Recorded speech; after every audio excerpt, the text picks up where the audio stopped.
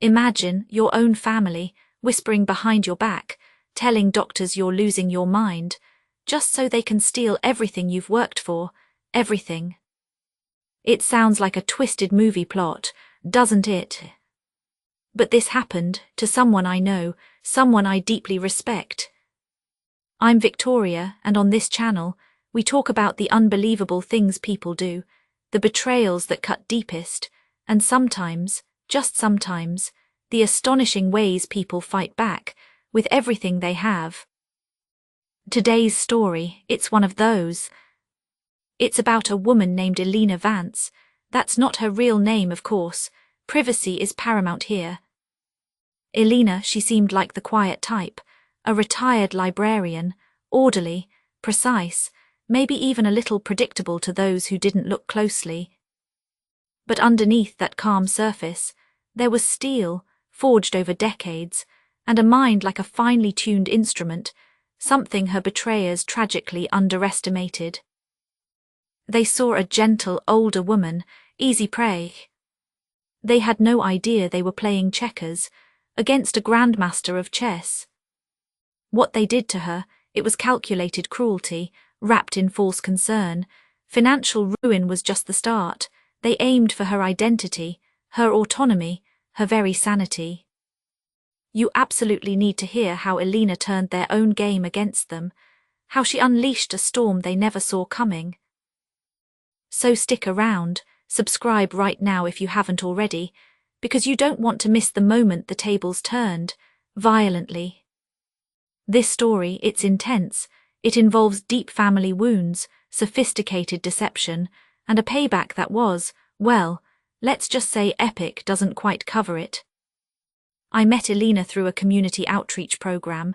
She volunteered her time, helping adults learn to read, always patient, always kind, with this quiet dignity about her. She rarely spoke about herself, but over coffee one afternoon, the dam broke, the story poured out, raw, painful, but laced with this simmering, righteous anger, an anger I recognized, the kind that fuels impossible comebacks.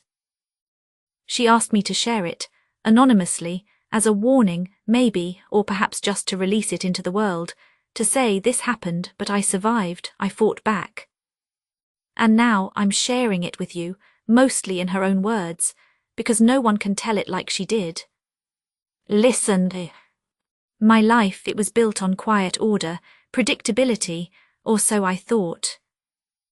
Decades spent surrounded by books, by the gentle rustle of pages, the Dewey Decimal System my trusted map.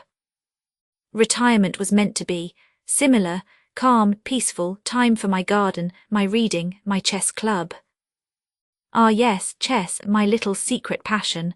Most people saw the librarian, the neat bungalow, the sensible shoes. They didn't see the strategist, the mind that loved the intricate dance of pieces on a board, the thrill of anticipating an opponent's move, 5, 10 steps ahead. It was my private joy, my mind felt alive then, sharp. My family, well, it was small, my husband passed years ago, no children of our own.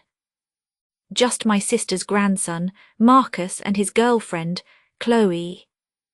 Marcus, he was young, ambitious, always seemed a bit restless, like he felt the world owed him something, faster than he was earning it. Chloe, she clung to him, echoed his desires, amplified his discontent, with a smile that never quite reached her eyes. I tried to be the supportive great aunt, Christmas presents, birthday cards, occasional dinners where I mostly listened to their plans, their complaints about not getting ahead. I lived simply, always had, my pension was adequate, my home paid off. But over the years, working, saving carefully, investing wisely, guided by my late husband who understood markets, I'd built a comfortable nest egg, not extravagant wealth, but security, independence. Enough to perhaps leave a legacy, maybe help Marcus get a real start someday, if he ever settled down, got serious. That was my mistake, wasn't it, assuming good intentions, assuming family meant, well, family. They started visiting more often after Marcus lost another job. "Just checking in on you, Aunt Ellie," he'd say, too brightly. Chloe would rearrange my cushions, bring me little gifts, cheap trinkets, while her eyes scanned my living room, my bookshelves, lingering on the few antique pieces I treasured, heirlooms. It started subtly, little things. My keys wouldn't be where I always left them. "Oh, Aunt Ellie, you're getting forgetful," Chloe would tusk, finding them in a coat pocket I hadn't worn in weeks. Appointments on my calendar seemed wrong, dates changed, times shifted. I missed a doctor's visit, something I never do. "Are you sure you wrote it down right?" Marcus would ask, that pitying tone creeping in.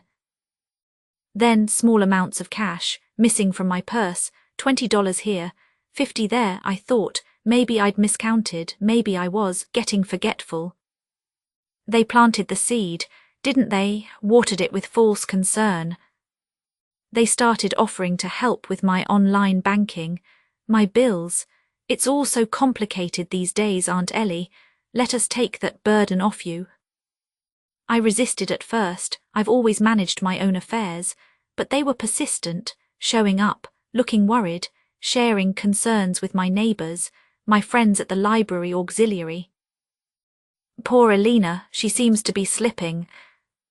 Gaslighting, I know the term now. Back then, it just felt like confusion, a creeping dread. Was I losing my grip? The real blow came, silently, digitally. My investments, the bedrock of my security, managed online through a secure portal, decades of careful growth. Marcus, he'd always been good with computers. He helped me set up a new password once, claimed the old one wasn't secure enough, watched me type it in. Foolish, trusting, old woman, that's what they saw. They didn't steal it all at once. No, that would be too obvious. Piece by piece, shares sold, funds transferred, routed through layers of anonymous accounts, ghost companies, offshore entities. Sophisticated, I'll give them that. Marcus wasn't stupid, just morally bankrupt. Chloe, I suspect, was the driving force behind the cruelty, the psychological games. She seemed to relish the performance, the caring niece-in-law, while systematically dismantling my life, my confidence. I started getting statements, showing balances dwindling, dramatically. I tried calling the investment firm, but my security questions suddenly had different answers. My mother's maiden name, my first pet's name, details Marcus would know, details Chloe probably coaxed out of me during their helpful visits, under the guise of reminiscing. Identity theft, it felt like. Violation, like they were stealing not just my money, but my past, my memories, twisting them into weapons. I confronted Marcus, calmly at first, showed him the statements. He feigned shock, then concern. "Aunt Ellie, are you sure you're reading this right? Maybe you spent it or made some bad investments yourself. You know, sometimes memory, it plays tricks." Chloe put her arm around me. "We're worried about you. Maybe it's time we talk to Dr. Evans, get you some help." Dr. Evans, my GP for 30 years. They'd already been to him, I found out later, weaving tales of my confusion, my memory lapses, my uncharacteristic spending. They were painting a picture, preparing the canvas for the final masterpiece. Guardianship. Declare me incompetent, take control of everything that was left, including my house, silence me, permanently, medicate me into oblivion, perhaps, in a nice facility. The thought sent ice through my veins, pure cold terror, followed by something else. Rage. A fury so intense, it burned away the fog of confusion they'd so carefully cultivated. It wasn't hot, explosive anger.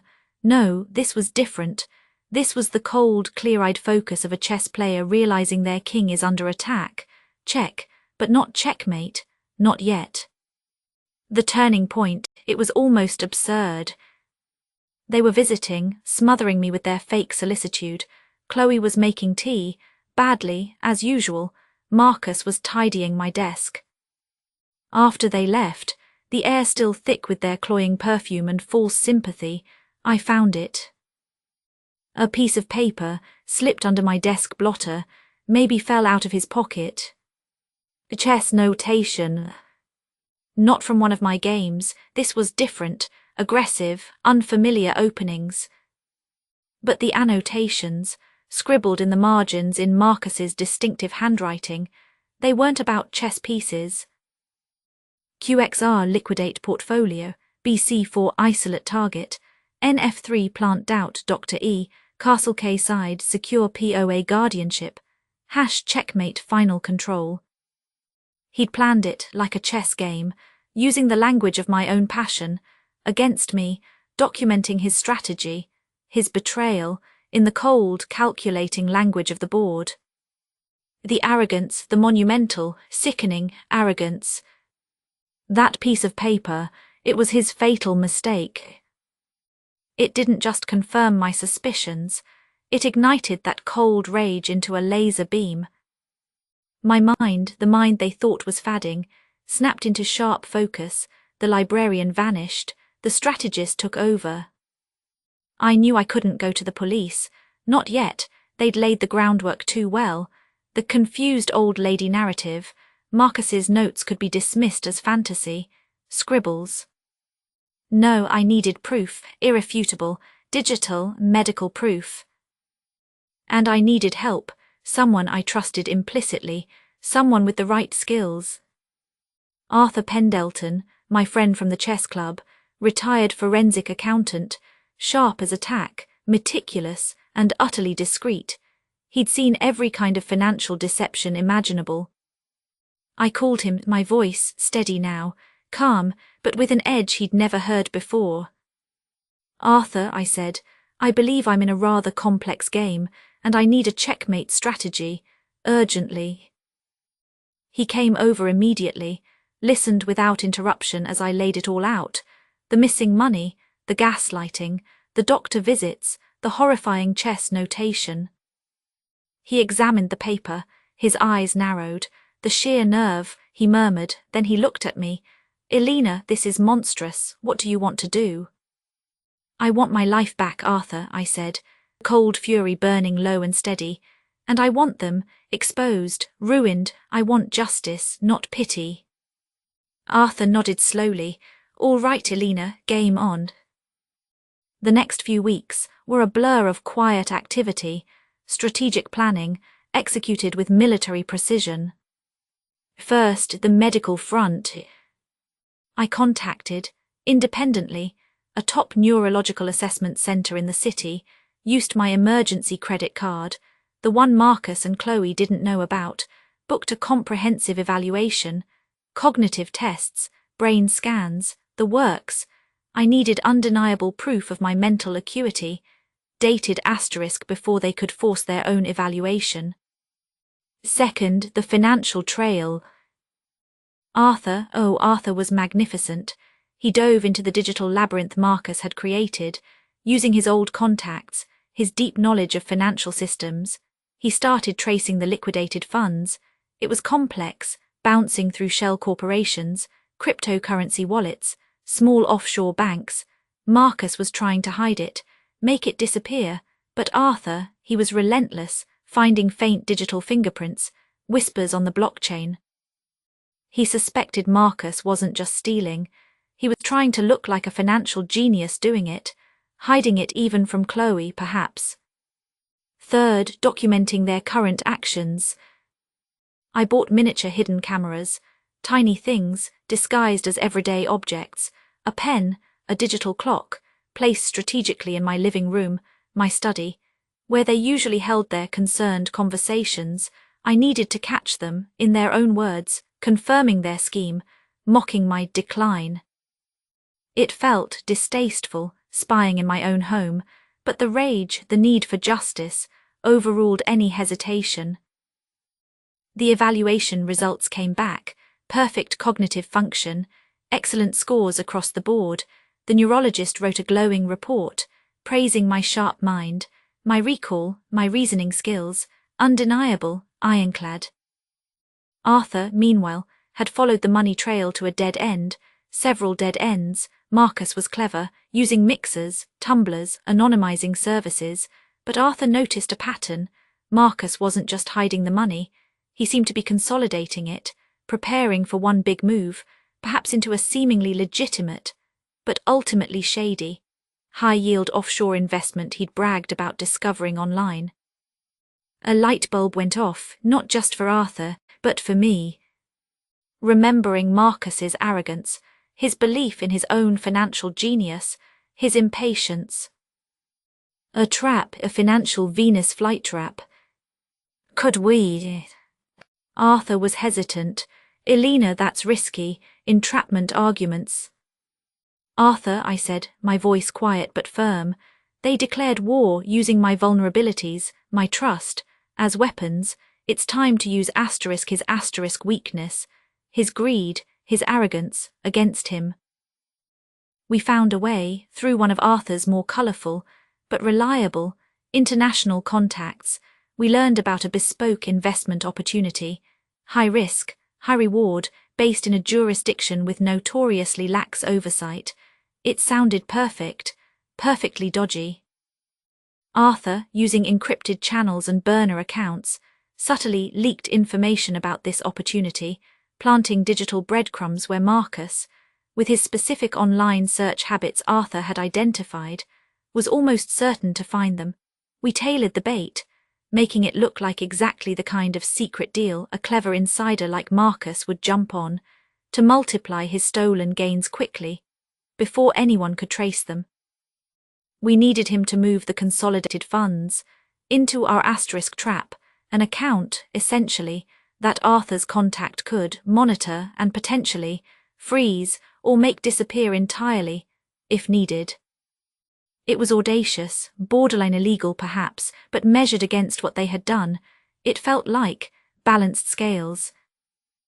While we waited for Marcus to take the bait, the cameras did their work. They visited, Chloe fussing, Marcus packing, talking loudly about contacting lawyers, for Aunt Ellie's own good. And then's the gold.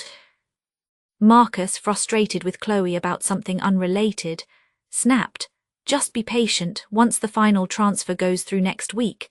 Into the Cayman Fund, it's untouchable. Then we activate the guardianship plan. Dr. Evans is already primed. The house, the remaining assets, it's all checkmate, Chloe, just stick to the script." Chloe's preening, "I know, baby, poor confused Aunt Ellie. She won't know what hit her." I watched the footage later, my blood running cold, then hot, the casual cruelty, the utter lack of empathy. It solidified my resolve, no mercy.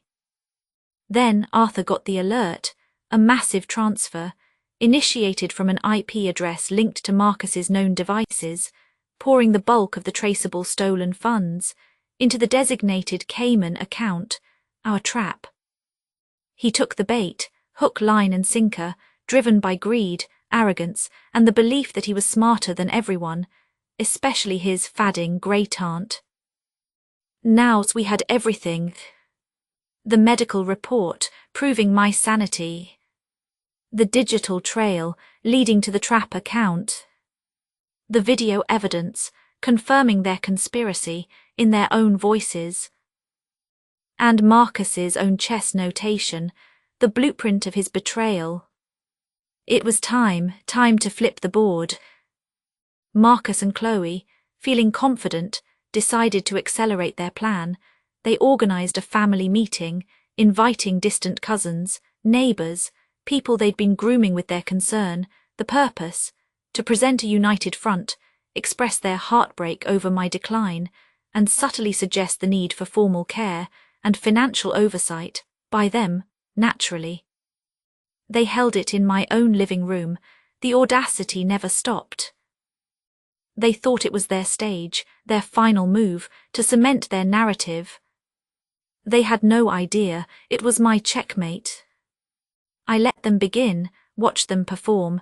Marcus, voice thick with false emotion, talking about cherished memories, his love for me, his deep worry.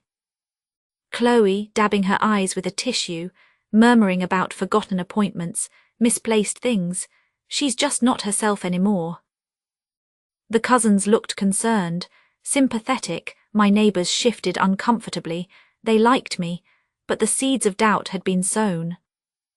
Dr. Evans wasn't there, thankfully. I had already sent him a copy of my neurological report, along with a very pointed letter. He later sent a profound apology, admitting he'd been manipulated. Then Marcus moved towards the guardianship suggestion, gently, regretfully. We just want what's best for her, to protect her. That was my cue. I stood up slowly, calmly. All eyes turned to me, expecting confusion, perhaps tears, maybe denial. Marcus, I said, my voice clear, steady, resonating in the sudden silence. Chloe, thank you for your performance. It was quite convincing, for a while. Confusion flickered across their faces. You speak of chess, Marcus, I continued, holding up the notation sheet. Your little strategy guide. Castle K sighed. Checkmate, is this what you meant? His face went pale, utterly white. He recognized it instantly. Chloe looked bewildered, then panicked, sensing the shift. And you speak of my confusion, my memory. I held up the neurological report. Perhaps you'd be interested in the findings of Dr. Alistair Finch, head of neuropsychology at City General. He seems to think my cognitive functions are, and I quote, exceptionally sharp for any age. Gasps from the cousins. My neighbours leaned forward. But perhaps you'd prefer a more visual demonstration of clarity. I nodded to Arthur, standing quietly near my entertainment centre. He pressed a button. The television screen flickered to life, playing the hidden camera footage, Marcus's voice, clear as day. Once the final transfer goes through next week, into the Cayman Fund, it's untouchable. Then we activate the guardianship plan, checkmate Chloe, followed by Chloe's sickeningly sweet, poor confused Aunt Ellie. The room was utterly silent, frozen, shock etched on every face, except mine and Arthur's. Marcus looked like he was going to vomit. Chloe stared, mouth agape, horror dawning. The Cayman Fund, I said softly. Ah yes, the big score. Arthur, perhaps you can enlighten us on the status of that particular investment. Arthur stepped forward, holding a tablet. The account Marcus transferred nearly $1.2 million into, yesterday, appears to be problematic, associated with known fraudulent entities, currently frozen, pending investigation. The funds are, effectively, gone. He didn't mention our role in its creation. No need, Marcus's greed trapped itself. Marcus swayed, he looked around wildly, trapped, exposed, ruined. Chloe started sobbing, real tears this time, tears of self-pity, fear. You, Marcus whispered, staring at me, finally seeing not the frail old aunt, but the strategist who just dismantled his entire world. You did this. No, Marcus, I said, the cold fury finally receding, replaced by a profound, weary finality. You did this, you and Chloe, you wrote the script, you played the game, you just didn't anticipate the end game. The fallout was swift and brutal. The family, horrified and ashamed, turned on them instantly, disowned them utterly. Legal action followed. Arthur presented the meticulous evidence to the authorities, the financial trail, the video, the medical report, Marcus's notes. It was overwhelming. Fraud, identity theft, conspiracy, elder abuse, financial and psychological, the charges piled up. Their defense crumbled, they tried to blame each other, pathetic. Sentences were handed down, prison time, restitution ordered, though little could be recovered from the vanished Cayman funds, a fact I accepted. The price of exposing them, the cost of my peace, was worth more than the money itself. Their reputations obliterated, their futures bleak. They lost everything because they tried to take everything from someone they tragically misunderstood. As for me, I sold the house, too many ghosts, too many tainted memories. I moved into a lovely, secure condo, near the park, near my chess club. I established impenetrable boundaries. My circle is smaller now, but stronger, more trusted. Arthur remains a dear friend, our bond forged in the fire of that battle. We still play chess, though our games are perhaps a little less intense now. The money, well, much of it was gone, but I had enough. Security wasn't just about finances. It was about autonomy, respect, peace of mind, things I fought for and won back. I still volunteer, helping others read, but there's a difference in me now. I think people see the quiet librarian, still, but sometimes they glimpse the steel beneath, the woman who faced down betrayal and checkmated her attackers. My rage, it served its purpose. It burned away the victimhood, fueled the fight, but I didn't let it consume me. Justice was the goal, and justice, cold, hard and necessary, was served. They thought I was a pawn, easily sacrificed. They forgot even pawns can reach the other side of the board and become a queen. That's Elena's story, as she told it to me. Incredible, isn't it? The sheer cold calculation of the betrayal, using her own beloved game against her, trying to strip away her mind, her identity. And the brilliance of her fight back, recognizing the pattern, leveraging her hidden strength, her sharp mind, turning their own greed and arrogance into the tools of their destruction. It's a harsh story. The ending isn't neat or gentle. Justice in this case had sharp teeth. Was it too much, or was it exactly what Marcus and Chloe deserved? What do you think? Let me know in the comments below. I read every single one. Stories like Elena's, they remind us, strength comes in many forms, resilience can bloom in the most unexpected places, and underestimating someone, based on age or demeanor, can be a catastrophic mistake. If you found Elena's story compelling, please consider subscribing and hitting that notification bell. I share stories like this regularly, stories of betrayal, survival, and the incredible power of the human spirit, especially when pushed too far. Sharing this video also helps. Maybe someone out there needs to hear it, needs to know they're not alone, and that fighting back, even when it seems impossible, is always an option. Thank you for listening. Truly, it means a lot to be able to share these important narratives. I'm Victoria, and I'll be back soon with another unforgettable story. Until then, stay strong, stay aware, and never, ever underestimate the quiet ones.